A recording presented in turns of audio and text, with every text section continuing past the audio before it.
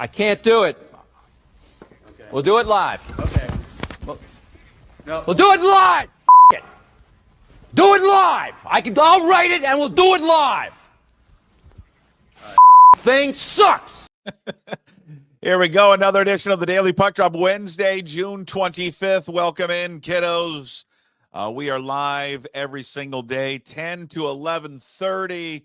The Daily Puck Drop here on Twitter, YouTube, the Puck Sports mobile app. Download the Puck Sports mobile app to your iPhone or your Android phone from the Google Play Store or the App Store. Of course, you can also find the show there on all your podcast platforms. Once we wrap up at 11:30, check out the full video of the DPD on YouTube. Just search Puck Sports, subscribe to the channel, leave a comment, like button, the whole thing. We're over 5,000 subscribers. Boy, we've made it. We should really get a button or a coin. 5,000. Thank you. Number one dad, number one Seattle sports show. Congratulations to us. Also, you can listen to the show on your favorite podcast platforms, Apple, Spotify, wherever you find your podcast. And, of course, you can find everything up at the wonderful designed website at pucksports.com. All right. The go-to guy is here on a Wednesday. We'll get to him in a quick second. We'll get the update on his golf marshal debut. Small ball yesterday. We've got a few minutes with our MLB Insider Ryan Divish. I'm really looking forward to this one. We recorded this a few days ago. Travis Snider, former MLB player, he has now started a new venture of helping out parents and kids in youth sports. It's a real informative interview with Travis Snider, just kind of the state of youth sports where we're at right now and how we as parents and coaches can deal with kids. Of course, we are broadcasting from the Limbach Lumber Studios. Contractors, they got free deliveries, everything from whole house packages to homeowner DIY projects. They've got the largest stock moldings in the Northwest. This is, for people that don't know, this is the stock molding show of record, always has been. They've got old school service because they've been doing it since 1930. Give Limbach Lumber a call, 206-782-3487. Visit them online at limbachlumber.com. Tell them Puck sent you. You'll get a deal. All right. Follow everyone on all social media platforms, or me, I should say. Puck Sports on Twitter, Instagram, Blue Sky, and Puck_sports there on TikTok. And once again, go visit, please, pucksports.com. Ladies and gentlemen, from the He Shed, which I believe was built with Limbach Lumber. Ladies and gentlemen, from Bend, Oregon, it's the go-to guy. All brought to you by... Hey, Puck, this morning I'm brought to you by a Clean Streak professional window and exterior cleaning service out of Oak Harbor on Whidbey Island, proudly serving Island and Skagit counties for more than 10 years. And you know how much I love Brian Turner. You love him. Yeah, but not as much as I used to, because he didn't sing to me yesterday. Like, his birthday was earlier in June, and I sang to him, and I said, hey, Brian, he said happy birthday, but I was like, hey, man, you got to sing to me. You got to sing. Why? Was yesterday your birthday? Yeah, yesterday was my birthday. So, and he didn't sing, but I still know that he has a capable crew. Is this a way of you getting it out there to the public that yesterday was your birthday? No, I wasn't thinking that. I don't really. Well, hang on a minute. Let me finish my read. Would you? You mind? I'm sure people are they're on the edge of their seat for you to finish. Well, Brian Turner's paying me to do this, so just leave me alone for a second, okay? He's got a capable crew. Have I mentioned that? I think I mention that all the time because you know why? He does have a capable crew, okay? He's going to clean your roof, unclog your gutters, pressure wash your driveway, your patio, your deck, whatever you have to be done. He will do it for you, okay? I'm done now, Puck. All right, for a free estimate, call 360-395-5748. That's 360-395-5748. I said 0 instead of 360 because my wife always gives me shit when I say 0 instead of 0. Or you can visit acleanstreak.com.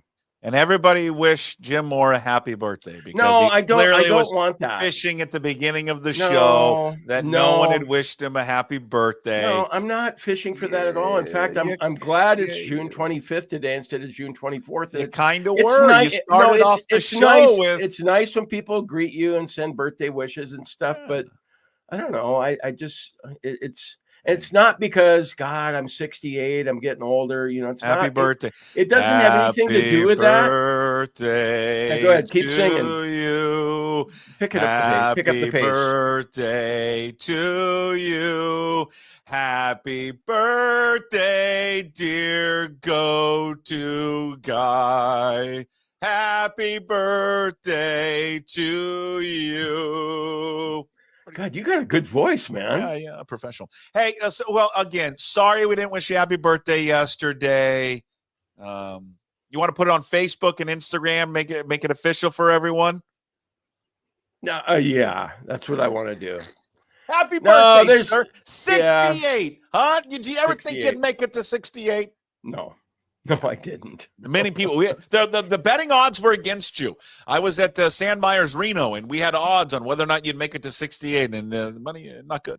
Yeah, you might want to take the under on 69, okay? No. We'll see how it goes. I can't wait till you turn 69, you know what I mean? Yeah. Oh yeah, because you'll be coming up with, hey, 69. Bet you've been waiting for that for a long time. Yeah, I bet you have been. Yeah. What'd you do on your birthday? I worked. Yeah, I worked. Is this a slow day or what? You've got Golf Marshal debut. I think the number one story. Like, why would anybody want to give a shit about that? You want to talk about the Mariners? We'll get to the Mariners in a second.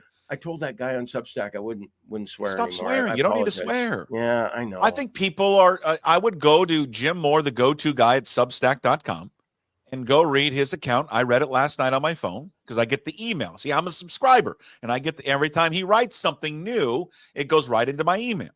So I'm scrolling, and I'm like, oh, there's something new from Jim. And he detailed his first day, and I believe soon to be his last day as a golf marshal at the Quail Run. You might be right, but I'm guessing there's no one.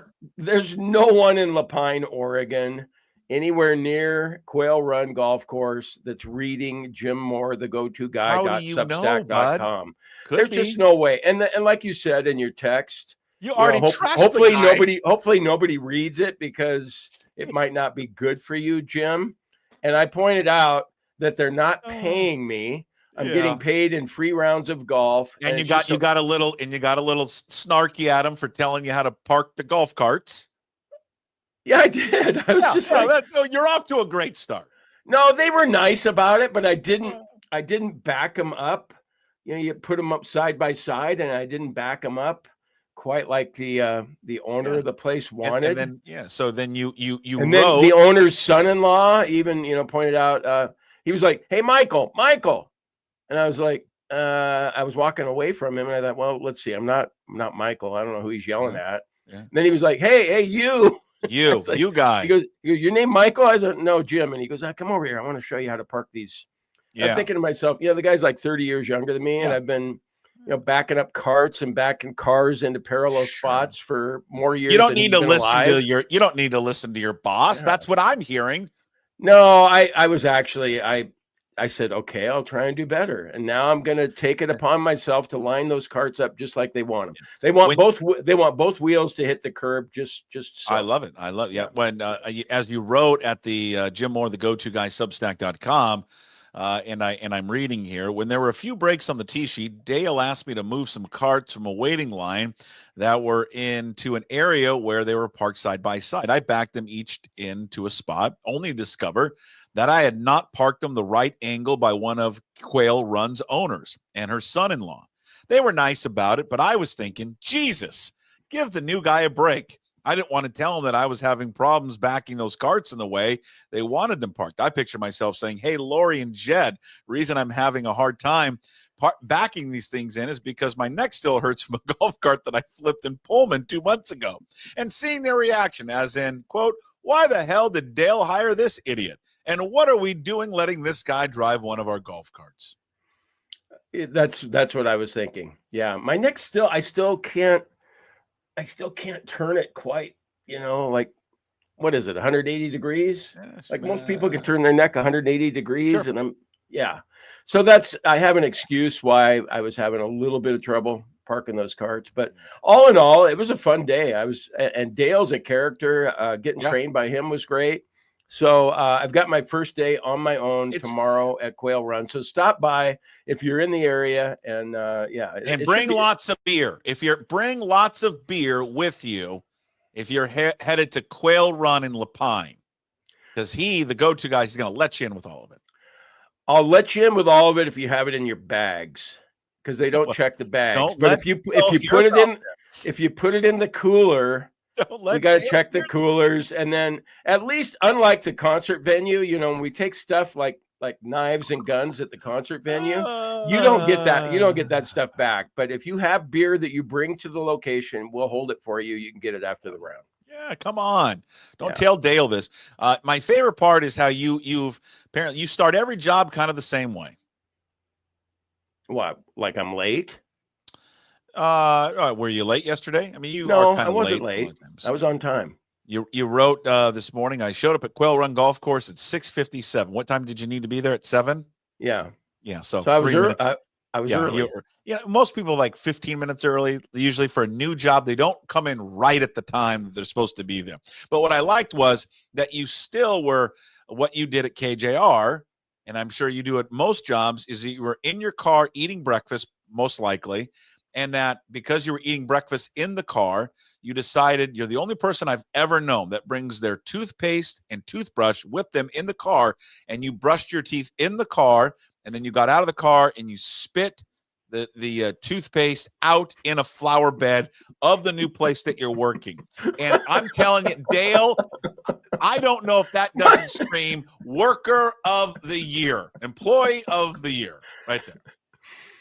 Well, it's kind of along the same lines as when you're out with your dog in the wilderness, mind you. Like if your dog poops, and if you suddenly look and go, oh my God, I don't have one of those little black bags. I mean, I spit in the flower bed, and just like with the dog poop, every once in a while you cover it up with dirt and you go on your way. Sure, it happens. It happens to me within the city. Sometimes the dogs you can't get. It's not a full poop, right? It's like the runny thing. Well, I can't pick that up. I mean, I do my best, but you can't. Then you gotta pick up the grass. And then kind of put grass over it a little bit. And you hope it rains. You hope it rains. So you hope no one's looking. I'm looking around. Please God, don't see them. Hey, what are you doing down there? I've done that a million times. I got to admit, like River, you can do as a dog owner. Like you can't pick up diarrhea. You can't do it. So I mean, what do you want me to do? Yeah, River will take a dump sometimes, or Sky, and then I look both ways. If nobody's there, then I cover it up, and usually I'm picking it up with a black bag, but. Because I don't like to be that dog owner. I don't, Well, I know, but there's people out there that think that dog poop is, I don't know, something negative toward the environment if you leave it out there. Well, even if you cover it up. But with toothpaste, okay, wait a minute. Okay, toothpaste.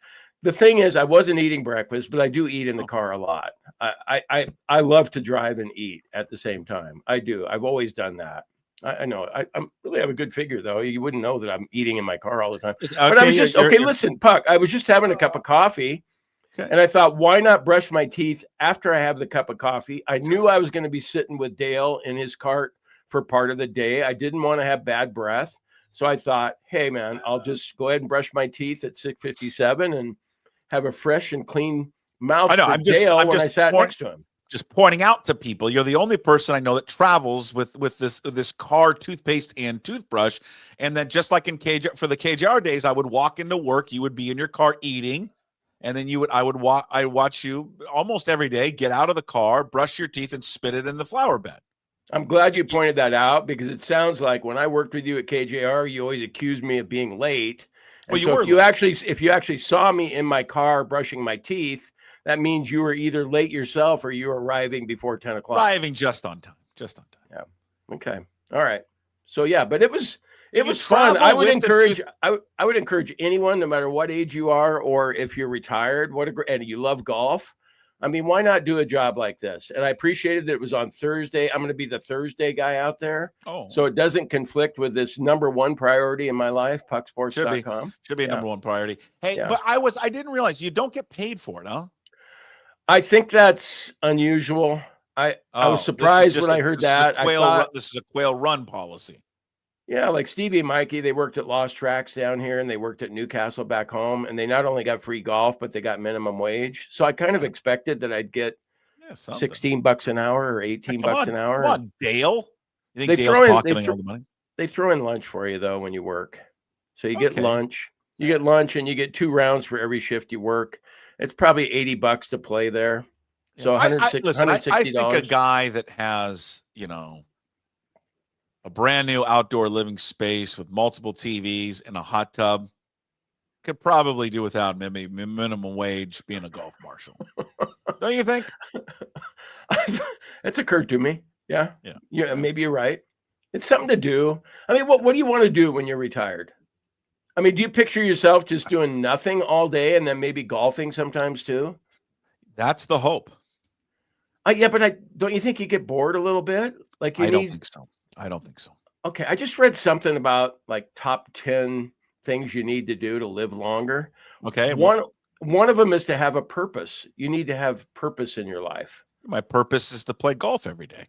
No, if you played golf every day, you wouldn't enjoy it as much. No, you wouldn't. You wouldn't. Okay, listen. I'd like to challenge myself to that. Okay. I'd like to challenge take on myself. the challenge. Yesterday you sounded like you were ready for that challenge. Like, did I sound tired? Really? Yeah. Why? Yeah. Well, yesterday's show I sounded tired? No, yesterday before the show you sounded like you were ready for retirement. On Tuesday's show? I didn't even talk to you yesterday. Oh, Monday then. Well, Monday. Shit, I'm I mean, well, I just think everybody, it's the summer. I think it's the summer that does it to me. I think summer, what it is, it's nice out. I just want to, I don't want to do anything. I don't think anybody wants to do anything during the summer, right? I just want to, my kids are out of school. I get envious of that. So I'm like, I kind of want to just, putz around with them. Well, what it's been like for me, I think it's the same as when I was 49 like you. I look forward to that day when I was retired. It's different for everybody, but I kind of feel like I want to do a little something, but still feel like I'm retired and do it on my own terms. So I think what you're doing, I think golf marshal would be a fun job because I have the routine already down. I mean, I know the lingo on the first tee. I don't even need to be rehearsed what I need to say. Well, it's different at every course. So no, it's not. You played here before? Yeah, I played here before. Yes, I played. Okay, well, good. Well, let me just give you another. No, I already played here before. You don't need to give me the rundown on the first hole. I've played here before.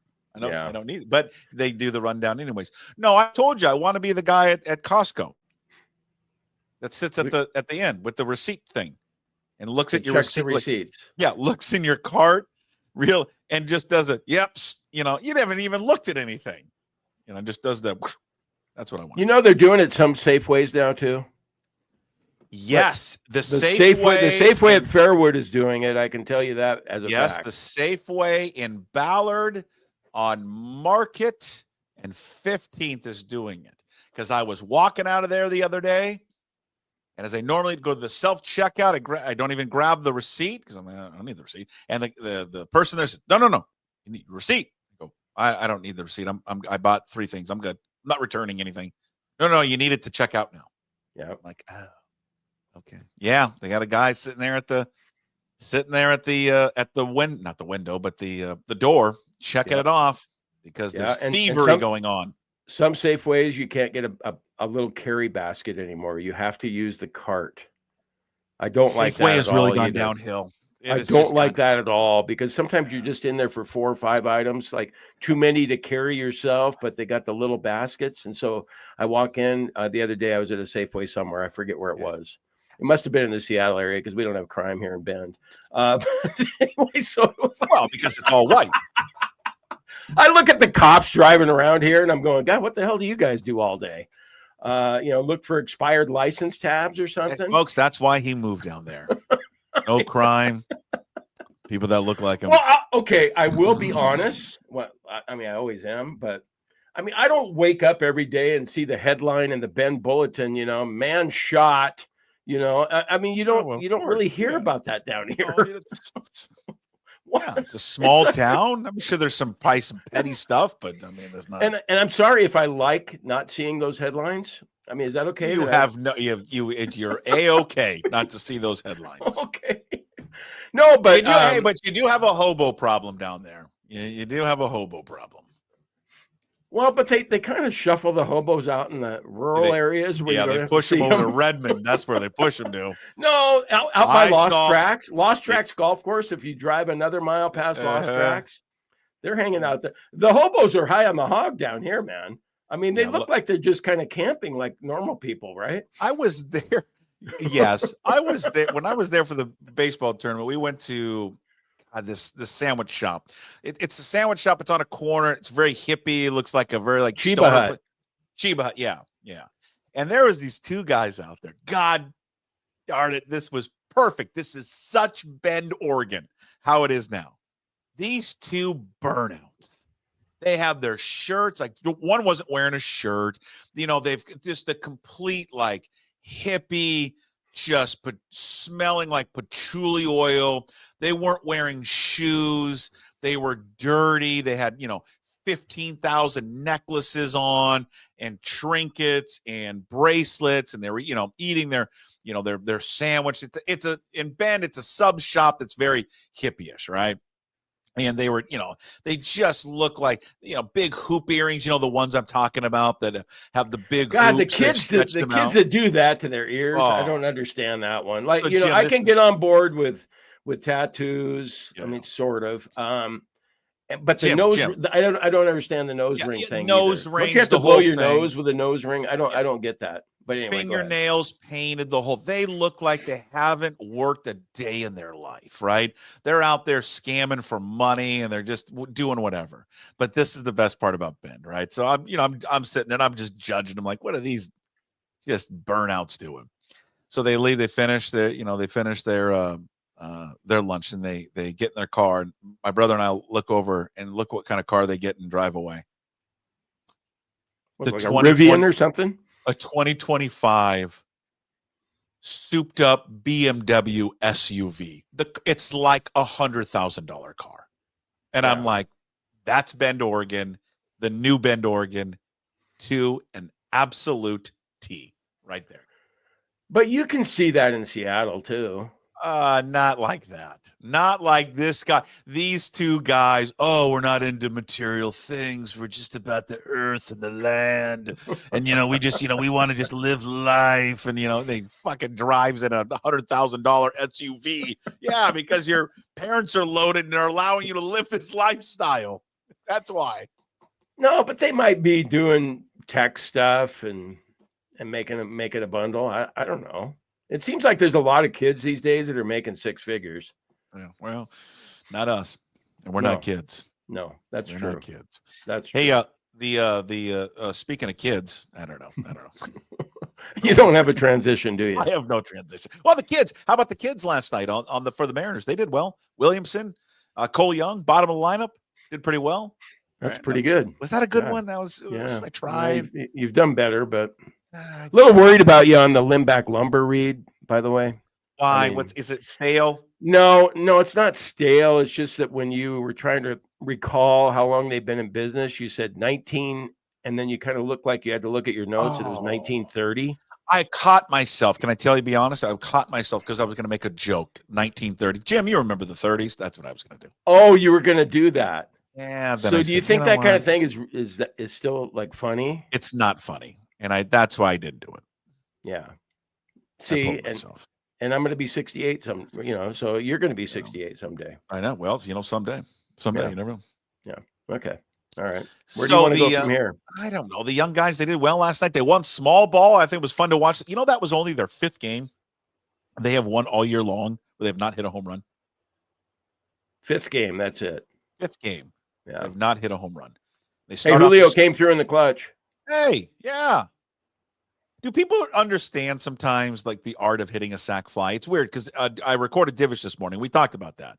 I think sometimes people think it's just dumb luck that you get a sac fly. Like there's like an art to it. Like there's a purpose to hitting a sacrifice fly. Yeah, but do you think he was sitting in the batter's box thinking, I'm going to hit a sac fly here? I think he's thinking, I need to get the ball to the outfield. Yeah. Okay. All right. Well, so you're one of those people. You're one of those people. No, I'm not one of those people. I'm just first it was Cal's on juice the other day. Now it's this. I don't think Cal's on juice. You were alluding to it. No, I am one of those guys that wonders if someone gets, their swing screwed up in the home run derby. I wonder about that a little Mitch bit. Levy, I can't wait. No, but Mitch, okay, wait a minute. Before you talk to Mitch, though, I think Mitch was more concerned about getting rest for Cal Raleigh. Oh, okay. So he doesn't think his swing's going to be jacked up. No, he's more concerned about you got to rest this guy and give him a full week. No, and let him play. Let him play in the game, of course. But yeah, it looks pretty tiring. Atlanta probably have some humidity. I think you can make a little bit of a case for that. And then on the other side, though, you can say, Jesus, he's 28 years old. I think he can handle a little heat and a little competition for 45 minutes? Is that what the home run derby is? I think he's been, besides Aaron Judge, has been the biggest story in the first half of baseball. And it would rob baseball fans, this sport, this area, and rob him if he didn't participate in it. And he's going to participate in it because he's already said he's going to do it. And do you think he'll go all lefty, won't he? We'll see. I think it'd be kind of cool if he did what Rutschman did the last year or 2 years ago. Yeah. Do a few righty, but I would assume probably he'll go lefty. And I would assume his dad throws to him. Oh, that'd be great. I think his dad has been kind of like his hitting coach and all that.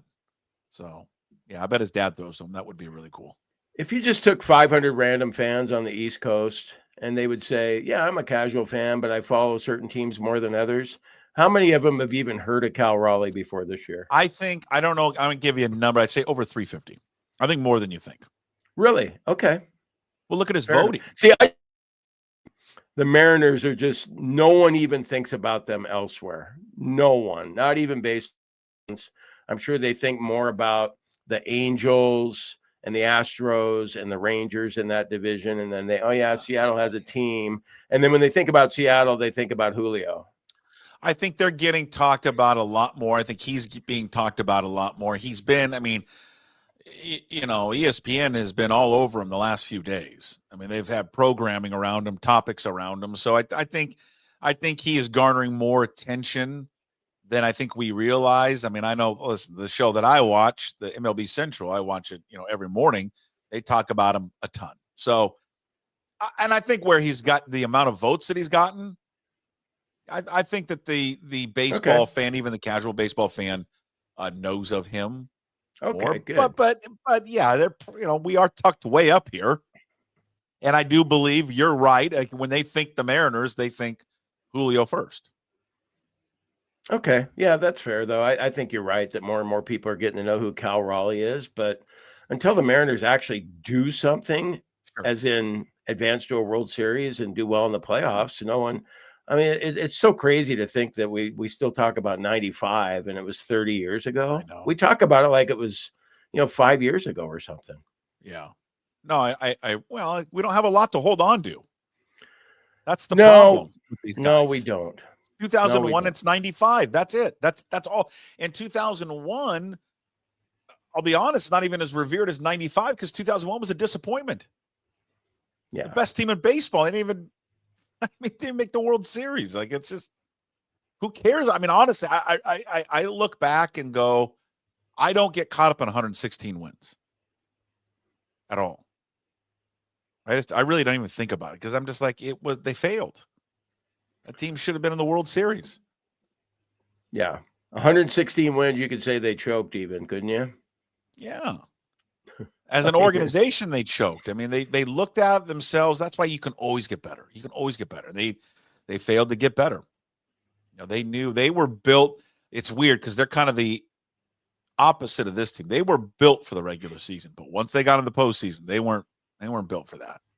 No, I know their starters. I know their starters were all good, but they weren't dominant. They weren't dominant. Well, Paul Abbott, if he had pitched for a team that couldn't hit, there's no way that he would have won 20 games or whatever it was that year. Hey, by the way, I listened to the Sports Pit or the 15 minutes that you had on your Tuesday show. Yeah. And Sam Meyer's terrific, by the way. And I love Stretch too. So I think you really got something good going on there. But you guys, what about me? Well, you don't really say much during that whole part of your show. I mean, you're just kind of you're the point guard and you put those guys, you set them up. Okay. How's that? Is that better? Great. Yeah, you're a good director. All right. But when you guys were talking about Raleigh and comparing, when was the last time you felt this way about a Mariner? And it Griffey, of course, Ken Griffey Jr. But I think the thing that everybody appreciates about Cal Raleigh, and you guys alluded to it, Griffey wasn't always the nicest guy in the world. No. But Raleigh always seems like, God, don't you want to have a beer with Cal Raleigh? Like, I never wanted to have a beer with Junior. He was always, for the most part, good to me. There were times when you but he could be an asshole. Yeah, he was rough sometimes. Yeah.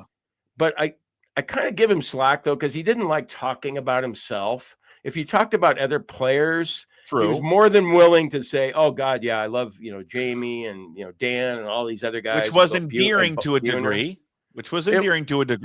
It was, but boy, if you covered that team for any period of time, you probably had some run-ins with Junior. I had one when I was down in Florida. When he'd been playing with the Reds, and I went down to spring training in Florida to do different stories on different players and teams down there that had some Seattle connections. And God, he was just rude as hell to me. Didn't want to do anything, just refused. And I just said to him, I go, "Hey, Junior, that's okay, man. If you don't want to do it, that's cool." And then I was walking away. I thought about this today for some reason. I was walking away, and he was like, "Hey, come on. Come on back. Come on." He was having a bad day. And then he proceeded to give me a terrific interview. And God, like in your job, sometimes when you have that moment where you're feeling like, God, I really accomplished something today. And I remember going back to my hotel after I knew I had good stuff from Junior, and got a 6-pack of beer, and I just sat there and pounded it out, and it was a big deal in Cincinnati because he said, that I something about, I don't know, he wasn't really happy to be in Cincinnati, and he said a bunch of different things. But I guess my long way of saying that, you're never going to get that from Raleigh. Cal Raleigh is salt of the earth kind of guy, where you're not going to see. I just think I appreciate that about him more than anything else, that he just seems so humble. Aw shucks, can't believe what I'm doing. This is pretty cool though. And he's never good. People always change, but I don't really see Cal Raleigh changing. He's always going to remember where he came from. I don't think he's never going to eclipse Griffey. I mean, Griffey you're talking about a debate of whether or not he's the greatest baseball player of all time. Like, you can have a serious debate about that. Cal Raleigh's never going to be in that conversation. I do think though, is what we alluded to, and we didn't probably get to in that 15-minute video that we have up there, or the audio. It's part of the full sports bit, which is available, by the way, if you sign up to be a Puck's Posse member at pucksports.com. I do believe, I think if we look back 20, 30 years from now, he could be the most revered Mariner of all time. And I think if he gets there, it will be because they won a championship, maybe, and he'll be a part of that group that won a championship. And I think the way that he plays, the way that he carries himself, I think will elevate him, or has the chance to elevate him above those guys. And I think he will be in line for, one of the next players. I don't know if they're going to do something with Ichiro to have a statue out there. I just think that I think I said it in that 15 minutes that we played. I think he embodies everything that is great about a teammate and an athlete on a team. I just think he's just everything. He just does it all. Great teammate, works hard, humble, just does everything right. I think, and that translates to any sport. Well, and then we always talk about Griffey and how good he was as a hitter, but defensively, just hard to match Ken Griffey Jr. in center field. You look at Cal Raleigh, platinum award winner, Gold Glove catcher. So and probably one of the best at framing, and he just does everything. And you guys talked about it in the sports pit, and everybody's talking about it too. Is just all the different things that he has to do, all the challenges that he has. Studying the other team's lineup and your own pitcher's tendency, not only the starter, but the guys who are going to be used in relief, and then swinging from both sides of the plate. And it's just, and like you said, Puck, I'm repeating everything you said in the show because you're so damn brilliant. I almost said effing. But yeah, it's the last thing that it's his last priority is his hitting. And look what he's doing as a hitter. That's what's amazing. That's the last thing he thinks about. And it's just, and maybe that's what helps him in a weird way. Because maybe these other guys just get so obsessed with hitting. And it's the paralysis by analysis, right? You hear that all the time. Yeah. He doesn't think about it as much and just thinks, see the ball, hit the ball. Well, and I love what Sandmeyer said yesterday too about like, why are they pitching to him? I don't know. And last night, I missed part of the game last night. They finally walked him. Yeah, they finally walked him. And I keep hearing this from Kathy, my wife. She's a huge baseball fan. She loves the Mariners. Yeah. She's like, why do they keep pitching to him? Why do they keep pitching to him? And I was like, I don't know. I don't know. They shouldn't. If there's a base open, walk him every time. And what? Like Sandy was saying, like you got a Rosarena to face instead of Cal Raleigh? Or Polanco. Like a Rosarena. I mean, I know he's come through in big moments this year, but don't you take your chances with him striking out as opposed to him delivering? If you have the option between Cal Raleigh and Randy Rosarena, I mean, come on. Yes, 100%. Hey, before you go, I got Travis Snider. We're going to play the Travis Snider interview coming up here momentarily. Then we'll get to Ryan Divish. I need a golf pick. Okay, we missed out last week on the skins. Remember I told you about the skins? I missed out on Keegan Bradley. Well, it carried over. So now it's 11 skins. I can't tell. I can't do the math how much money it is. It's a lot of money on the line. I need a solo golfer for the Rocket Mortgage. Okay, I'll give you. Nobody else is going to take. I'll give you my two picks, and I don't think that too many people have him in my pool, but maybe Taylor Moore. Ooh. And here's a local angle: Cam Davis, because he plays out of Alberta. He plays out of Alberta, doesn't he? It's my favorite part. Ask Mitch about him tomorrow if he's ever played with Cam Davis. My favorite part of reading Cam Davis in the paper. Anytime the little blurb in the the paper about Cam Davis, member at Aldera, comma, got a 4 under. All right, I reached out to Travis Fulton. He gave me 3 names, but I don't want to mention them. Why? Because I don't want anybody that's watching and listening might be in that golf league. It's a lot of money on the line. No, a lot of money on the line, man. 11. I can't. I've been in this league for a long time, long time. I don't know if it's ever reached this point. 11 skins. I don't know if it's ever gotten this high. Well, let me know the next time you win $9,000 on a golf tournament, okay? And then we can talk. Thank you. I know. All right. What's on store? What's on tap for you later today, huh, Mr. Retired Guy? I got a big day. I'm going to hit some balls at Lost Tracks later, but I'm going to have lunch with Pat Cashman today. You remember Pat Cashman from Almost Live? Of course. He lives down there? Yeah. So, well, we're going to meet. That? Yeah, we're going to meet for lunch. Love his son, Chris. Worked with Chris for a little while over Tell at 710. Him hi. I will. Looking forward to it. Have you met Furness yet or no? No, he told me he was going to be at Crux, and I said, hey, he goes, can you meet us there? And I was like, yeah, I think I can, but we had some people coming over for dinner. Like I said, if you're there at 4:00, let me know. And then just he ghosted you. What is it? He ghosted me. Yeah, he ghosted you. You didn't really want to meet you. He did. What a terrible friend. Happy birthday. Yeah. Okay, Puck. Thanks, man. Seriously, go happy birthday. Go Cougs. All right. See you Friday. There he is. Jim Moore, the go-to guy with us Monday, Wednesdays, and Fridays, brought to you by A Clean Street. All right, coming up in a little bit later, we'll talk to Ryan Divish, give you a few minutes of that. That full podcast is available for Puck's Posse members with Ryan Divish. Just go to pucksports.com to sign up, and you can watch and listen to the full Ryan Divish, 30-plus minutes. We'll give you about 10 minutes of it coming up in a bit after we play our Travis Snider interview. Travis Snider joined me the other day. You may have read his story in the Seattle Times a few weeks ago. He has started a new venture called 3aathletics.com. It's a website and it's a tutorial on how to help parents, especially, navigate the world of youth sports. So many challenges to it, money, time, how much pressure we're putting on kids. And it is really boomed the market of youth sports and how many sports they're playing all at once. They're not just playing one anymore. They're playing 3 at a time and all of it. He went through this as a youth baseball player in this area. He was one of the best youth baseball players the state has ever produced. Of course, went on to be first-round draft pick of the Blue Jays.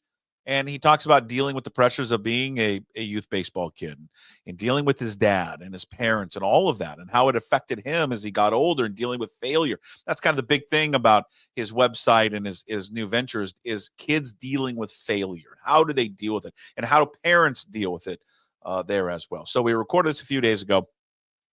Don't mind the rundown on the recording because I was planning on playing it yesterday, so it has some of the yesterday's rundown on it. But we decided to play it today. For you parents out there with kids in youth sports, if you don't have kids, I think it's a very informative interview, a very candid talk here with former Major League Baseball star, Jackson High School star, by the way, Travis Snider. All right, welcome back to the Daily Puck Shop and PuckSports.com. Joining us right now is Travis Snider, CEO, 3A Athletics. It's a new website and a new company a new venture that Travis started. Of course, you know the name Travis. Of course, baseball fans around the Pacific Northwest that helps kids, parents, and athletes navigate the world of youth sports. Travis, first and foremost, thank you for joining us. How are you? I'm doing great, man. Thanks for having me. I saw your piece in the Seattle Times that you did a few weeks ago. Then I also saw on opening day, the interview you did on CBS News, and it really resonated with me in particular. I'm in this whole youth sports right now, coach a lot of teams, coach my son in baseball and in multiple sports. He's 11. I coach my daughter in a bunch of sports, and no longer. She's 16 now. And a lot of what you talked about, both in the paper and then on the news station when you did the story with CBS, very important. And for you, it comes with a personal history with youth sports and growing up in it and understanding kind of the pressures that we now put on. And I don't, you tell me correct me if I'm wrong. I'm 49. I don't remember when I was playing youth sports as a kid, how crazy it is now. Like it is immense money, time, effort, pressure. And it just seems like it's ramped up even more. Yeah, I think the money and the time and the pressure has all grown exponentially since I went through it and you went through it. And it's gotten younger. And I think that's one of the things we really try and help raise awareness to is 8, 9, 10, 11, 12U teams did not exist 20, 25 years ago. And what parents don't recognize, coaches and organizations who are putting these teams together, where these kids are at in terms of child development. We focus everything on player development, which I lived and breathed and invested a lot of time, money, and energy into in my career as an amateur, also as a professional. But helping parents, coaches, and players, as well as organizations, understand where we're at in these developmental phases and how the intensity brought on by the time, money, and energy that's being invested in this developmental phase is really doing a lot more harm than good. And we're not looking at the big picture. We're getting caught up in the weekend tournaments, the championships, all these things that our egos attach themselves to because we're a performance-based culture, especially in youth sports. It's interesting. I'm gonna circle back to that because it was something you just said there. It's the exact conversation I just recently had with my son about the weekend tournaments and the winning and all that. I don't know if this is the correct way to phrase this, but I'm just going to ask it anyways. What are parents doing wrong right now? Or what could they be better at in this day and age of youth sports? I think being aware of our emotional attachment to our child's successes and failures and the overall experience of youth sports. As we talked about, it's intensified by money, time, and energy, which we all put into our kids, right? As parents, we want the best for them. It's helping parents understand that a lot of the things we do has great intent behind it, but we don't recognize what our kids need in that moment from us. And I think the biggest mistake we make as parents is we want to fill the role of coach and parent, and we look to correct mistakes when our kids really just need that connection and that foundation of safety and love between parent and child, as well as coach and child as they're developing through this process. And when that isn't the foundation of everything, now the emotional attachment brings in all the parent drama, which, as we've really learned through our partnerships, it starts at the top of organizations, the culture or the branding that's being set as far as how we do things. The communication has to be clear. The expectations have to be clear because there are teams that are focused on winning, right? And we can debate whether that's good or bad. But if you're communicating those things to parents, then they know what to expect. On the flip side, if this is a team that is focused on development, and we'll put air quotes around that, are we playing kids equally? Are we playing to win? What is the goal of the organization? I think fundamentally parents in a lot of situations don't understand what the expectations are, or they're not being clearly communicated. And that just leads to a lot of the excess drama that organizations, coaches have to deal with, which is exhausting coaches and organizations, and then putting parents and players in a position where they're either getting pushed out of an organization or the kids are getting burnout because they've been playing year round since they're 8, 9, and 10. And by the time they get to high school, like, I've done this enough. I don't want to do it anymore. 3A Athletics is the company you started. It stands for the Awareness, Activation, and Achievement. When did this idea of this type of venture for you, when did that come to fruition, and why? Why'd you have so much passion around it? Well, when I retired, I got involved in the youth baseball training space and was working with a large organization here locally. And there's great people involved in that organization. But what I recognized pretty quickly is where the parents' mindsets were at as far as what was most important. And as I went through that experience, I realized Seth, who is my now partner and the author of the books, Seth had written these books originally for youth soccer. So we made a move to purchase the IP and create something for baseball and softball with the goal to expand to all sports. And as we've gotten more press coverage, we've received a lot of really good feedback from other sports, hockey, volleyball, et cetera, where they recognize these problems exist right within their organizations. The parents are going through it. The kids are going through it. So for me to really take all this and start to build a company with my two partners, Mike and Seth, has really been the last year and a half, 2 years from going, okay, we're going to sell parent guidebooks to we want to create something where parents feel like they're a part of a community, where they have resources to understand what are the emotional challenges. And that's really when we launched our premium content membership about a month ago, is how do we create something where parents can go and learn about these experiences, either because they've already happened and they want to go back and repair it, or they want to get to a place where they're preparing themselves for the inevitable pain points that youth sports is going to bring. What is it that you've learned? I mean, you're a parent yourself. How many kids? 3 kids, and I coach both my boys. And how old are they? Oldest is 8, a middle child is 6, and my daughter is 4. So what have you learned, you personally coaching them, and then like observing others, like during this whole process, observing other parents and how they've kind of navigated through this? Yeah, that's helped you. Yeah, first and foremost, I make mistakes. Even though I wear this brand and I preach these things, that I'm a human and every other parent is a human. None of us are going to be perfect. So we want to dispel the narrative of we're here up on a platform speaking down to everybody. I need this as much as every parent out there. Now, what I've experienced and the mistakes that I've made, I like to share those with parents in our opportunities when we connect, whether it's speaking engagement or parent seminars, to really help them understand the car ride home. For example, I made a huge mistake with my 7-year-old a year ago of really trying to drill home sportsmanship and how we act on the field and how we treat our teammates and other teams. But my emotions were not in check, right? So when we lose our emotions as parents, what we're doing is actually modeling the opposite behavior of what we're trying to teach. And we're asking kids to get better as athletes, as students, as people in the community. But we as parents oftentimes think, well, we're just going to parent from a place of instinct. And that's really where we try and help raise the awareness with parents. What are your past experiences? How does that impact your current experience? And then let's just put it on the table and say, when we watch our kids succeed and fail, stuff comes up for us. Happens to me, whether you played baseball at the highest level, never played baseball at all of us have some kind of emotional attachment. So as I watch the parents at the younger ages, T-ball, coach pitch, and first year kid pitch is where I've spent the last 4 years, I recognize how difficult it is for parents to give the kid the opportunity to just experience it without the sideline feedback, without the get into the car and let's drill them with the corrective things that we see. And what we really try and emphasize to parents and coaches is we got to build a connection, right? And the job of a parent and the job of a coach are two separate things. And oftentimes parents want to be both. And for me, who's officially a coach on the team, that's a whole nother conversation that we're building content around, because there's a ton of challenges, as you know, when you coach your kids.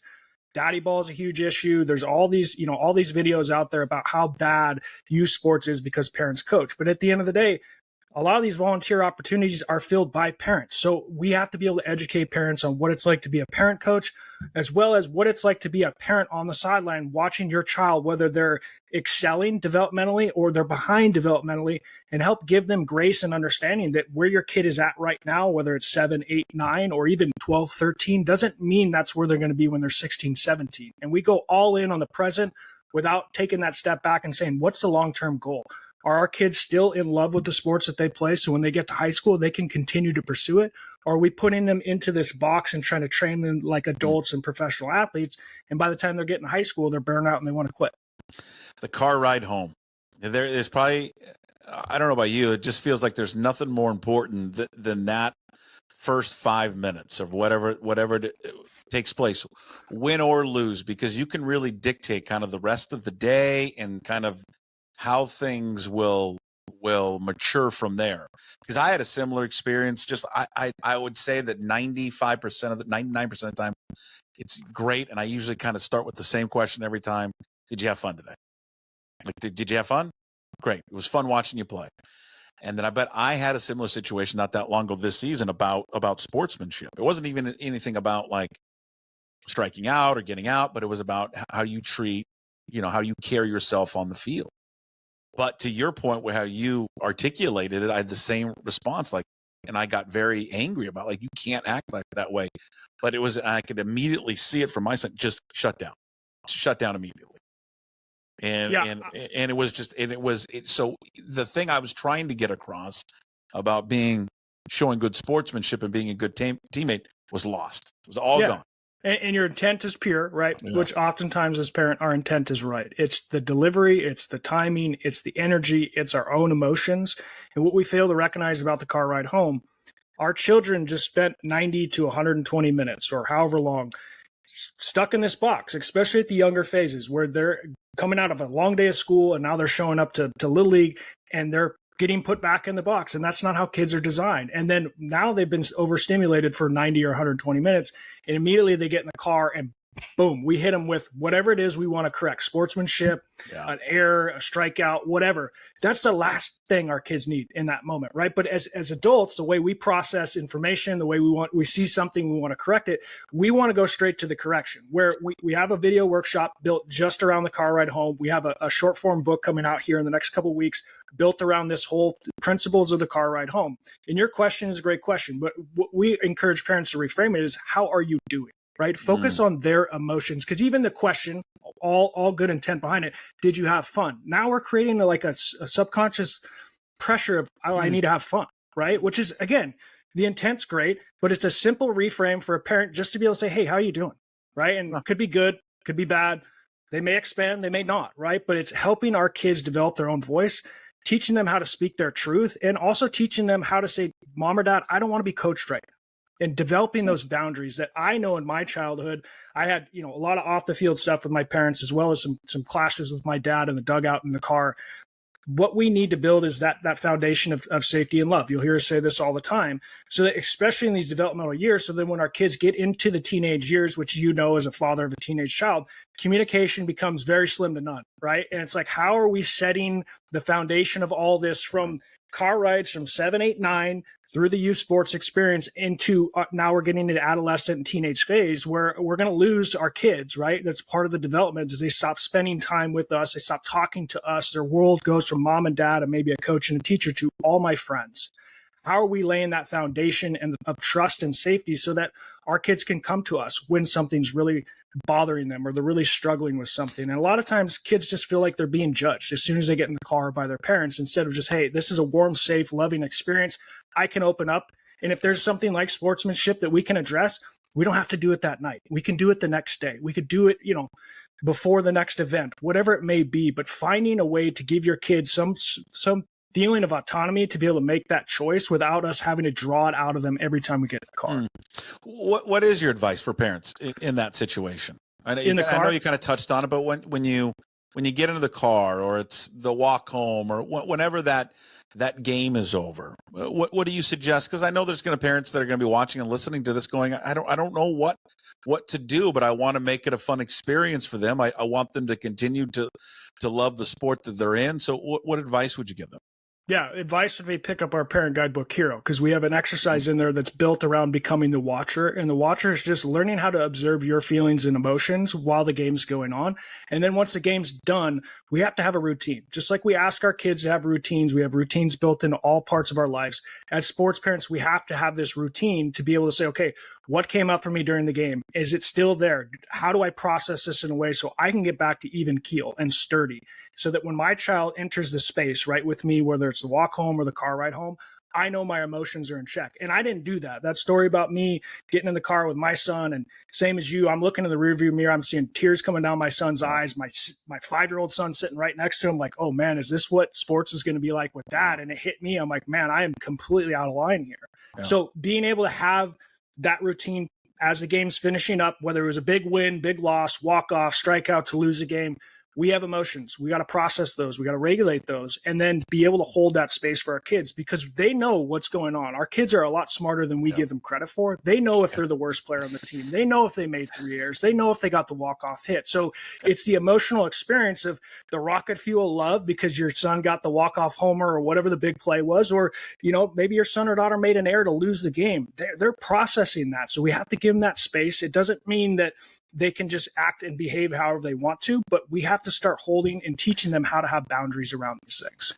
It was, I saw someone say this recently, Travis, that it was something about how we parent from the sideline, whatever sport it is. And just, we're talking baseball here, and, you know, where you have the parent, everyone's been at the game, right? And, you know, parents are watching and listening to this right now. You've been the parent.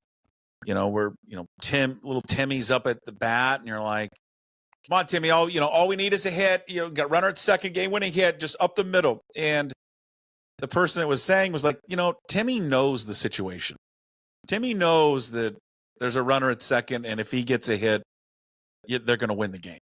And the person's point was like, as much as you are nervous for the situation, because every parent is, because you said it earlier to start this, like, we just want our kids to succeed. Every parent wants your kid to have success at no matter what it is that they do. And so you're up there and you're nervous for your son or your daughter in that situation, because it's pressure packed and people are watching, and one group wants you to succeed, the other group wants you to fail. And the person said, now imagine the amount of pressure you're feeling. It's like, now times it by 1,000. That's what that kid's feeling. So they know what's going on. It's hard for parents though to realize that at times. It's a hard one.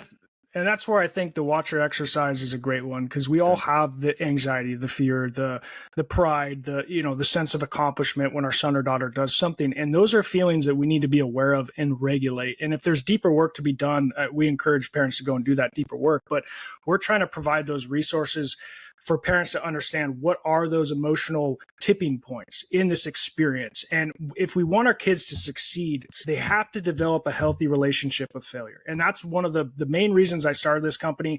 I didn't fail very much until I got to the major league level. Most of these kids are going to experience this in Little League. They're going to experience this in summer ball or travel ball. They're going to experience this in high school.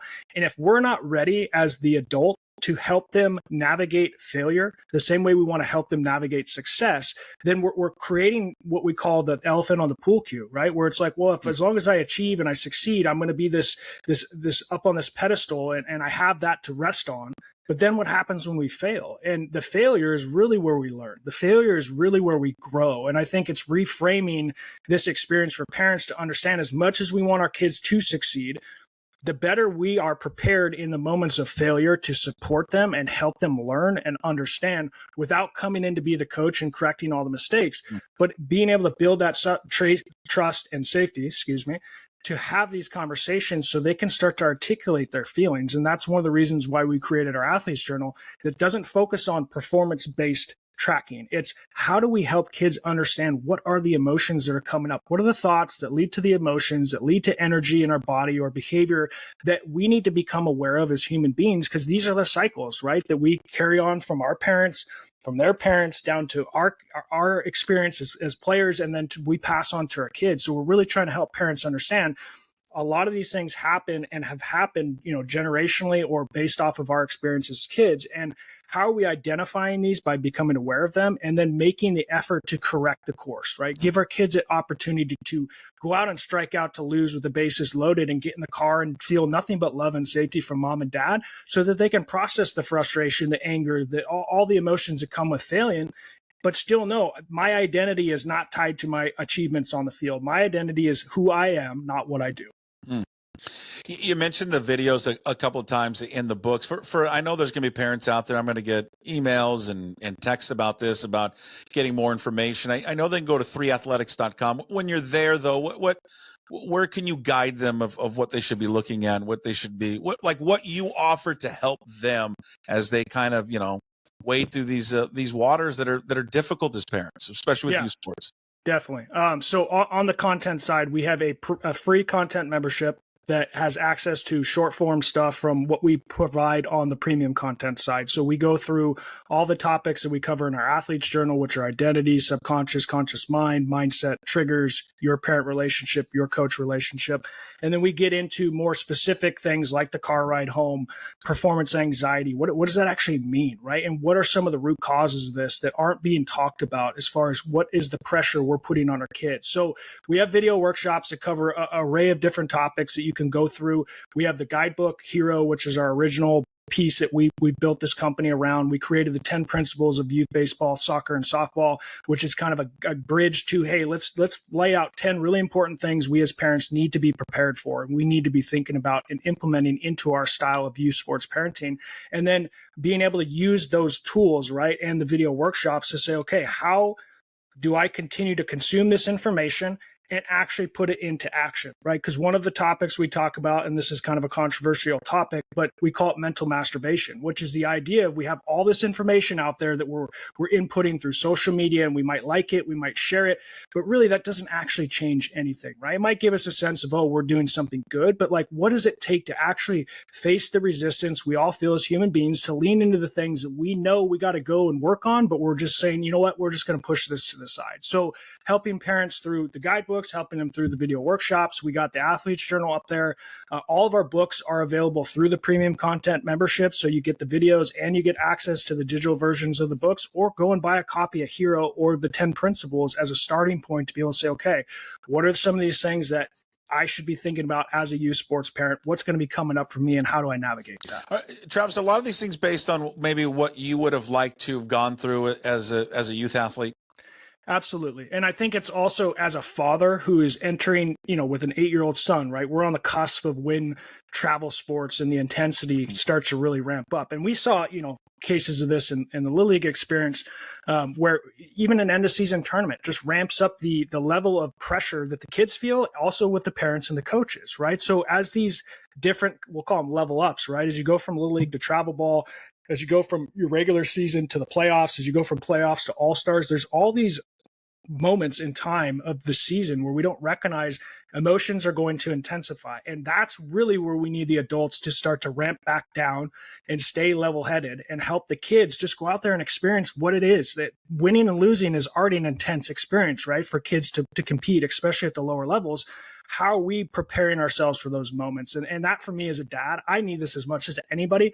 Obviously, playing at the highest level, I have a little bit different perspective on some of these tournaments and trophies and what's really important. But I think parents really get focused on playing time and winning. And it's like, well, okay, if that's your priority, let's talk about what age we're in. And if you're signing up for an organization or whatever the club team is, making sure we understand what we're trying to get out of this, and how do we mitigate the risk, right, of what our kids are experiencing and what we're going to be experiencing that could do actual damage to our kids, instead of giving them the opportunity to play sports and fall in love with the sport and grind it out if that's their prerogative. What for parents that are entering? It doesn't matter what sport. This club. Let's just use club baseball for an example. What should the expectation be for some people, the parents and kids that want to get into it? What should the outcome be? What should the most important thing be? For me, it would be, at least what I try to articulate to my son is, one is having fun. Two is just getting better at it, and you continue to play as long as you want to just continue to play. That we just had this conversation a few weeks ago about, it's not about the championships and the weekend trophies and the tournaments you win. You're going to look back when you're in high school at 16 and 17, and I guarantee you're not going to recall, at least I don't think, how many tournaments you won at 11. That, to me, is not going to be the priority for you. Yeah, I think there's so many life lessons, and we all say this as parents. We want them to have fun. We want them to experience teamwork. We want them to experience failure. We want them to experience what sports can bring. And I think for parents to understand, where are we adding to that pressure? Where are we taking away from our kids' opportunity to learn via experience versus us coming in with our attachment to their development and trying to manufacture an internally motivated kid to want to get better at something? It's a really difficult, slippery slope. And I think as parents, that's one of the hardest things, even as somebody who achieved what I achieved in my life. A big part of unpacking that identity of being the baseball player was understanding how I am going to mess this up for my kids and what kind of pressure I'm going to put on them to do what dad did, right? Because I had all that success, where parents can come from the complete opposite end of the spectrum and still have the same experience that I do, and saying, I want what's best for my kids, but I have to be in control of my emotions, my attachment to their development, so that they can actually experience failure. They can actually experience the things that youth sports are really designed to do, and help them learn about themselves, right? How do I get better as a teammate? How do I get better as a player? And understanding, we as parents oftentimes want to overcoach that instead of allow our kids to develop that autonomy as they go through the experience and develop, so that they can take ownership over it. Because at the end of the day, in 8 to 10 years, depending on how old your kid is, they're going to be out of your house. They're going to go to college. They're going to be looking for a job. Maybe they're going to play baseball or another sport. Probably not, right? Statistically speaking. So how do we prepare them for what life is going to bring? Because an umpire making a really bad call that costs you the game is such a great experience for kids to go through, if parents and coaches can manage their emotions and be able to show them how you deal with something that's completely out of your control. Where oftentimes the reaction from parents and coaches is they lose control of their emotions and they're belittling a volunteer or a low paid umpire or referee out there on the sports field. And what is that doing for our kids, right? We're laying these foundational tracks for them to understand how you deal with what sports is going to bring and ultimately what life is going to bring your way. But we don't recognize that the teaching opportunities are there and the kids are there to learn. And oftentimes our behavior, right, not what we say it's about, but what we actually do, it doesn't match up. And kids are smart enough, right? And culturally, we've evolved a lot since we were 8 and 9 and 10 years old. These kids have access to way more information than we ever did. So they're starting ahead in terms of what they know already going into this. So just understand, right? If we want our kids to hate video games, stand behind them and tell them everything they're doing wrong as they're making mistakes in video games. Very few parents ever do that, right? And that's why kids love to just disappear into that world, because nobody's over their shoulder telling them, why'd you swing at that pitch, or get your hands up, or whatever the situation is. So understand, parents, like, it's tough. It's not easy being a parent. It's not easy being a parent in sports. Money, time, energy only intensifies this whole thing. But at the end of the day, our kids' development should be prioritized off of child development, not off of player development. Yeah. What do you like about coaching your son? I love the opportunity to just spend time with him and his friends. And it's, again, there's challenges that come with coaching your kid. But I think the coolest thing for me is when he's been able to articulate to me at 8 years old what he wants. Doesn't mean it's right. Doesn't mean it's exactly what he needs. But oftentimes I would have just operated from a place that I know what's best for him. And he's been able to start to develop this voice. And my younger son, scared to go on the field for the first 2 or 3 years of T-ball. And this is something parents experience where it's like, I'm going to force him out there on the field. And luckily I had started working with Seth professionally before we started doing 3A athletics. So I was kind of preparing and working with him through this process. Is like, how do I handle this? Because it's tough, right? It's tough when you know your kid wants to be out there on the field, but they're scared for whatever reason to go out there and perform on a field in front of a bunch of people cheering. So I had to recognize the difference in personalities of my kids and be able to walk my kid to the park during the middle of the game and just play with him at the park, because he doesn't feel safe out there on the field. And 3 years later, he went out and played every game this year without any reservation or fear or anything like that. Now, I see a lot of parents, right? And this was my urge, was just to force him onto the field and say, we signed up, we're going to do this, we're part of a team. He's 6 years old, right? That's a good life lesson to teach him when they're 12, 13, 14. But at this stage we're talking about, if I would have just forced him out there on the field, he would have quit. And if he quits, then I take away his opportunity to experience the game on his own terms and let him lead that experience, especially through that first developmental phase where a lot of us as parents are putting our kids into youth sports. Here he is, Travis Snider, CEO, 3A Athletics, helping kids, parents, and athletes navigate youth sports. He's got there's a membership plan if you go to 3aathletics.com. There's also free content up there as well, including the book, the playbook, the Never Give Up, the 10 Principles of Youth Baseball as well. And it applies to all sports for sure. And obviously Travis with a first-hand knowledge of all the pressure that comes with youth sports and leading all the way up to the professional ranks. Good work, Travis. Appreciate the time and the perspective on this topic. Thank you so much for doing it. Thank you for sharing your platform. I appreciate it. Big thanks again to Travis Snider, former Major League Baseball player, for joining me the other day, talking about his new venture. Again, 3athletics.com is the website. Go check it out. There are a lot of free tools in there. There's also elements that you can pay for, premium content as well. But just a good, I think a good guidance for parents, new parents, or even people like me that have been through it. It's always just a good reminder to hear from people, how to, navigate all of this, there's just a lot going on, with youth sports. It's so much, it feels to me, there's just so much more pressure nowadays on it than there's ever been before. So it's just good to hear someone else that has been through it, that is going through it right now, and just realizing that at the end of the day, you're just trying to, and I've got to remind myself of this. I mean, Travis said it there. No one, he's not perfect. No one's perfect. None of us are. But having to always remind yourself of what the end goal is here. And the end goal is to, sports to me, the end goal is to have a foundation via sports to help your son or daughter be able to get through life and different situations and relationships and deal with people and deal with failure. That's a huge part of it. I think that's, to me, the biggest lesson that you can get from sports. That supersedes anything else. I mean, being in the arts and music and all that, and maybe there's a failure to that as well, though, that I think you can learn from. But I don't know. There's very few things that provides it like sports, and I think it's invaluable. How you deal with failure, how you deal with maybe people that you don't like. You have to be a team. You have to work together. And for that moment on the field during practice or on the court, on the ice, wherever, you've got to work together. So big thanks to Travis. And again, that all part of the daily puck drop. May separate that later and just make it its own, post up on YouTube. But of course, you can find it on all your podcast platforms, a part of today's daily puck drop if you came into it late. All right, every Wednesday we catch up with Ryan Divish.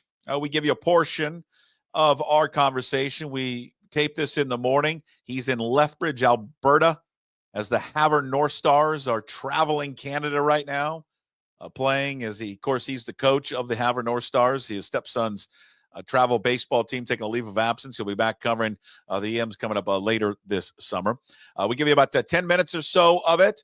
We talk about the hitting approach of the Mariners and their emphasis on making the starters work more, working deeper into counts, making the pitchers throw more pitches, and how many pitches are they seeing in an at-bat? Julio's been working on this. He's gotten better here recently, something he continues to work at. The entire team has made this a point of emphasis. I don't know if I mentioned during this segment we play, we allude to it because I was going back and forth with Adam Jude, who's filling in for Divish this morning. Jude has just written a piece about this with quotes from Edgar Martinez. So if you want to check it out, SeattleTimes.com, Adam's latest piece there with the hitting instructor for the Mariners, Edgar Martinez. But here is my weekly conversation with Ryan Divish, our MLB Insider, who joins us every Wednesday here on the Daily Puck Drop. Really tried to emphasize, and you know this, is working deeper into counts, making the pitcher work more, just seeing more pitches. And it's something that he has talked about with Julio. Hey, he's trending in the right direction. because he's starting to see more pitches. And working deeper into counts. And I think it would surprise some people as a team, the Mariners, they are tied for first right now with the Mets in terms of the amount of pitches they see per plate appearances. It's at it's almost 3.95. This is a trend that they obviously wanted, or a stat that they wanted to improve on, and Edgar made that a priority, Div. Yeah, no, it's important. I mean, because it's not about just seeing pitches, to build up a pitch count or anything like that. To me, it's about, and it's not automatic, at the lower levels, you get to 2-0, 3-1, you're seeing a fastball, but they are forcing teams to, they are getting more counts where they're going to get fastballs, and they hit fastballs, Yeah. So it's like, I mean, that's important. I mean, that's kind of what you're trying to do. Ultimately, all the time is just, hey, how do we see as many pitches as we can to get the best pitch to hit? Sometimes the best pitch might be the first one. Yeah. And, you have to go on that one, or you don't want to miss it.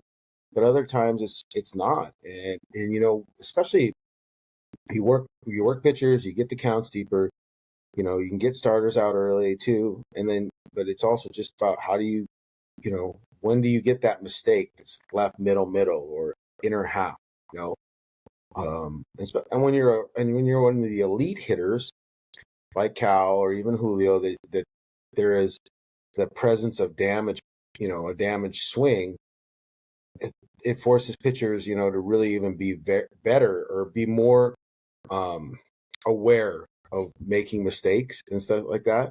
And so they are going to really try to execute for that first pitch. Hey, look, especially with Julio, it's like, hey, we know this guy swings at the first pitch quite a bit, and it doesn't really matter where it's located. So let's make sure we execute out of the zone. Okay. But if he's able to, come back, say he's down 0-1, but he's able to work the count back to 2-2, 3-2, well, then there's a better chance that maybe there's a pitch that he can handle, that he can drive, that isn't, the first pitch. And I think that's a big thing. And I think Cal's really understood that a little bit more. There are times where he'll ambush the first pitch, but it's based on the idea of like, okay, this guy has done this, and this to me, or I know that he does this. So I'm going up there looking for it. And if it's there, I'm going go time. But if it's not there, he'll pull it, he'll try and take it and then work back. I mean, it's a big cat and mouse game, but the numbers that you do have and the tendencies that pitchers do have, you still need to look at that. Yes, you may want to have an approach. It's up the middle, hit the ball where it's pitching, all that other stuff. But you still need to know what these guys do and what they want to accomplish as pitchers and what makes them good, and have that in the back of your mind. I mean, you need to know.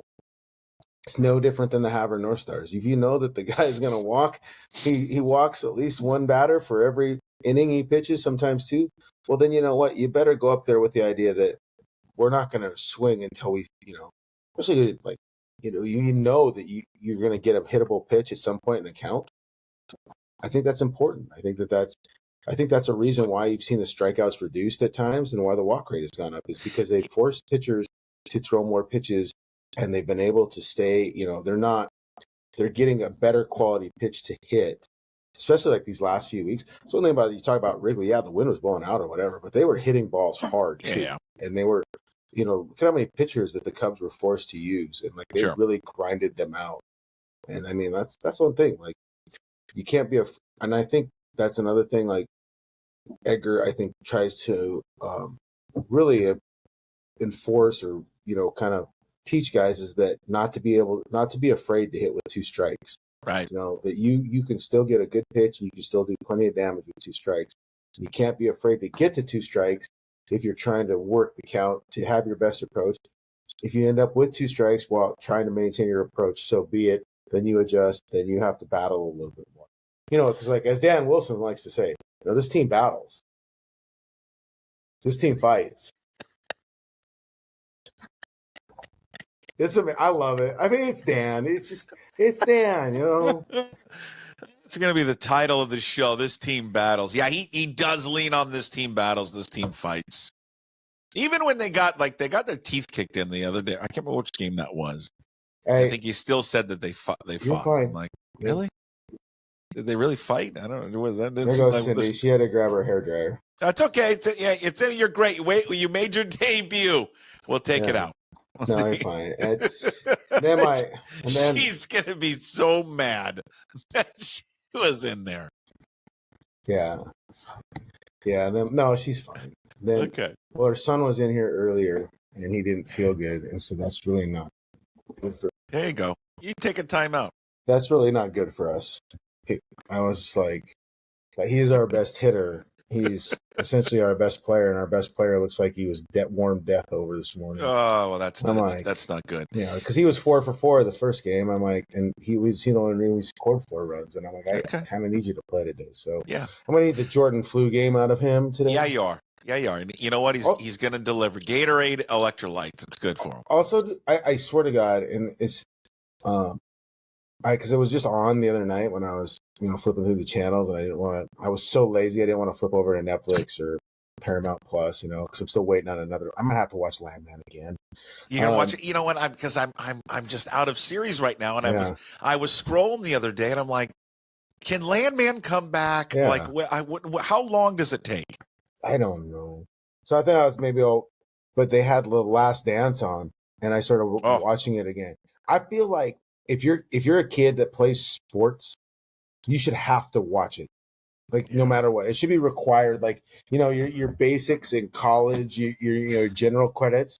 I feel like a kid should have to watch The Last Dance. One, so I don't have to listen to about how great that SGA is the greatest player ever in NBA history or something like that, or You should watch it to the LeBron Jordan.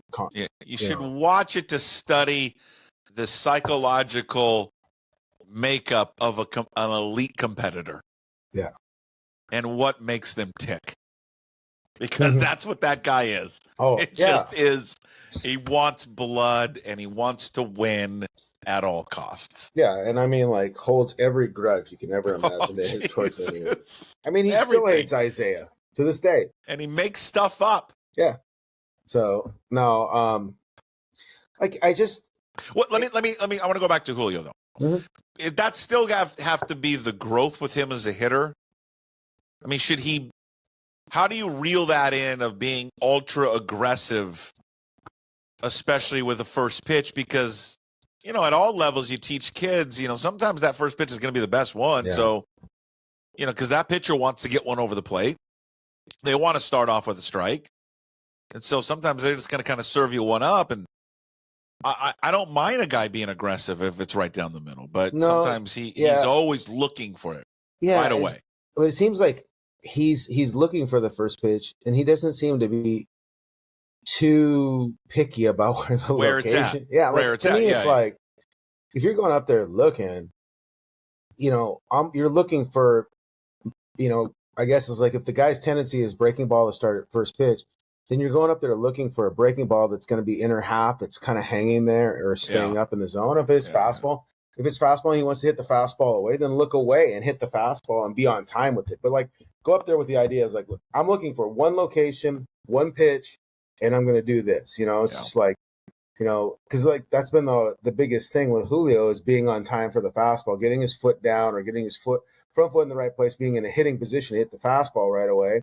Well, if you're going to go up there first pitch looking for that, then go there. But if you see spin, just spit on it. Don't swing. Because sometimes, you can see he's just amp, and they'll spin one at him, and then he just swings right over the top. He swings, and that's what, and he's still falling over too much. Mm-hmm. He's still off balance too much. And I mean, it's still that controlled aggression with the swing, with the approach. You can still do a lot of damage without, taking what my kids like to refer to as a G hack or a daddy hack,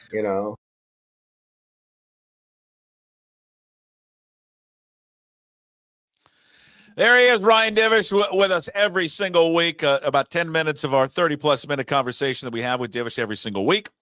And again, the full podcast with Divish, both audio and video, available for Puck's Posse members. All you have to do is go to pucksports.com to sign up to get the full show from Divish today. His soon-to-be wife, Cindy, making an appearance in the show. Wonderful. Thank you to Cindy for loaning him to us today as he is in lovely Lethbridge, Alberta. as the locals like to call it, Lethbridge. So it's nice. As the Havre NorthStars getting set to finish out their road trip there in lovely Alberta, Canada. Again, full episode with Ryan Divish, available for Puck's Posse members, both video and audio. Just go to pucksports.com to sign up to join. Also, you can click on the QR code there on your screen. All right, let's wrap up the show as we always do with Hey, What the Puck, which is brought to you by our good friends at Restoration One of North Seattle. They are your restoration company that are going to let you avoid the stress of water, fire, mold damage with their property restoration services. They're local. They're locally owned and operated. Give them a call, please. 206-817-8917. Visit them online at restoration1.com. North Seattle franchise. Boy, the NFL's in some hot water. The podcast that is the Pablo Torre Finds Out podcast was able to unearth a report by an arbiter who ruled in January that there was no collusion by NFL clubs, and to a response to a grievance filed by the NFL Players Association in 2022 that alleged that the league and its member clubs colluded to restrict or limit fully guaranteed player contracts in the wake of the Deshaun Watson record-setting contracts. However, in the podcast, Pablo Torre, he was, which had not been made publicly, was able to unearth that there was indeed, it appears to be, collusion among the NFL owners to not have fully guaranteed contracts. Bob Condotta has noted about it a little bit at the SeattleTimes.com because Russell Wilson is in there as well, because he was supposed to get a fully guaranteed contract with the Broncos, a part of that trade, but then did not get a fully guaranteed contract. There is evidence in this report that Pablo Torre was able to find out that these leagues did collude together, or these owners, to not hand out any more guaranteed contracts. And there's going to be a lot of questions here for the NFL and, in fact, the NFLPA to figure out what actually happened during this case. Christopher Drowney did not award any damages and dismissed the NFLPA's demand in its entirety, but he found that the NFLPA showed, quote, by a clear preponderance of the evidence that concerted action was contemplated and invited at the March 22nd or March 2022 owners' meetings. He cited clear evidence, including emails from the league's management and council and Commissioner Roger Goodell, and presentation slides from a meeting with ownership and attendance that satisfied one of the three elements to determine whether collusion occurred. The other two did not find sufficient evidence. So there is, according to his writing of this arbiter, there is little question, he writes, there is little question that the NFL Management Council, with the blessing of the commissioner, encouraged the 32 NFL clubs to reduce guarantees in veterans' contracts at the March 2022 annual owners meeting. That is collusion. What happens out of this, what comes out of it, I don't know, but this has long been feared by a number of leagues, and this was certainly feared by players after the Watson contract, that they didn't want this anymore. Stop doing it. It gives further evidence. We go back years ago, and I think many people believe this, including myself. There was no doubt collusion among the league. You can feel however you want to feel about Colin Kaepernick. This is no doubt to me, and I always believe this, that there was collusion to keep Colin Kaepernick out of the league because of what he did. What comes out of this, we'll wait and find out. Good day tomorrow to maybe have Mike Garofolo on. See how Mike will navigate this story on the alleged collusion there of the National Football League. But the league could be in some big trouble here now that it's kind of out in the open. Go read Bob's piece on this too, is because he's quoted the NFLPA president not happy with Russell Wilson not holding out to get more guaranteed money. All right, that's What the Puck, brought to you by Restoration One of North Seattle. Give them a call, 206-817-8917. Visit their website, restoration1.com, the North Seattle franchise. Thank you for watching and listening today. We're over 5,000 subscribers there on YouTube. Thank you so much. Thank you to all our sponsors, Limback Lumber, Chalet Bowl, also Restoration One. Today's Daily Puck Drop, again on YouTube. Please subscribe to the channel. Also like it, leave comments. Also find the Daily Puck Drop on your favorite podcast platforms and everything up at pucksports.com. When you're at pucksports.com, sign up to become a member of the Pucks Posse, $5 a month. You support all the free content and exclusive content there as well. You get everything. We give bonus shows to you, like the full MLB Insider Show with Ryan Divish that comes out today. Played a little bit of it. It's available right now. Also, this week's Sports Pit with Steve Sandmeyer, Matt Stretch Johnson is out tomorrow. Mitchie the Kid makes appearance during the live show, but for those who don't catch it live, once it's podcast, it's only available for Puck's Posse members. And we now produce the Graz with Gas Take 5 podcast, which you can find on YouTube and other podcast platforms, and, of course, up at pucksports.com. Thank you for one and all. Thank you for everyone for joining us. We'll talk to you tomorrow on Thursday's show. As always, promise to be better. No shoes, no ties. Would anybody like to smoke some pot? Yeah. I was born to love you. I was born to lick your face. I was born to rub you. But you were born to rub me first. What do you need my address for? We'd like to send out a mailer. Mother of mercy, I don't speak Japanese!